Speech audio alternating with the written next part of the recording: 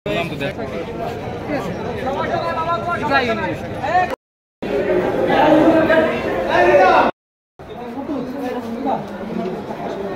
এরকম সংবাদের ভিত্তিতেই আমরা হসপিটালে যে রোগীও দেখেছি, ওই রোগীর সাথে কথা বলেছি এবং তার যে শিশুপুত্র 4 বছরের আব্দুল্লাহ নামে, সেও আহত এবং ওই মাসুদ শেখ যার ঘরের সামনে ঘটনা, উনিও আহত। ওনাদের দুজনকেই যতদূর জানা শুনে জেনেছি ওনাদের ঢাকা মেডিকেল কলেজে রিফার করেছেন চিকিৎসার জন্য। তা আমি ওনার সাথে কথা বলে যতদূর জানলাম যে উনি এবং ওনার যে শিশুপুত্র যে আব্দুল্লাহ, ওনার হোন্ডার সামনে বসা ছিল।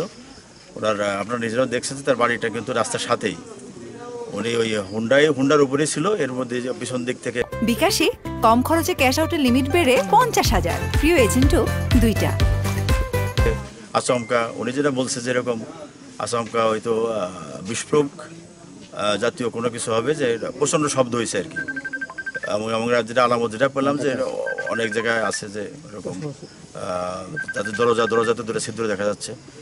আমাদের ধারণা যেটা বিস্ফোরক জাতীয় কোনো কিছু হয়তো বিস্ফোরিত হওয়ার কারণেই উনি আহত হয়েছে, ওনার ছেলে আহত হয়েছে, হুন্ডাও কিছুটা ক্ষতিগ্রস্ত হয়েছে, দরজাও ক্ষতিগ্রস্ত হয়েছে। তার বিষয়টা আসলে আমরা দেখছি, আমাদের সিনিয়র স্যাররাও এই জায়গায় এসেছেন, স্যাররাও দেখতেছেন। আমরা সিআইডি যে ক্রাইম সিন ইউনিট তাদেরকেও জানানো হয়েছে, আমাদের পিবিআইকেও জানাইছি।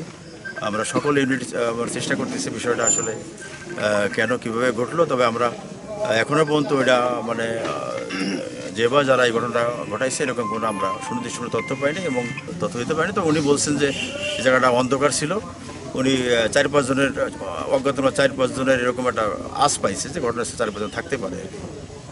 আমরা এখন পর্যন্ত আমরা বিশেষজ্ঞ না, তো আমাদের সিআইডি ক্রাইম সিন ইউনিটে আসলে ওরা হয়তো বলতে পারবে। আমাদের তো বিস্ফোরক জাতীয় কিছু যে বিস্ফোরিত সেটা বোঝা যাচ্ছে আর কি। মানে আমরা আসলে কাজ শুরু করছি, যারাই হোক তাদেরকে আমরা শনাক্ত করে আইনে তার সর্বাত্মক চেষ্টা চলছে।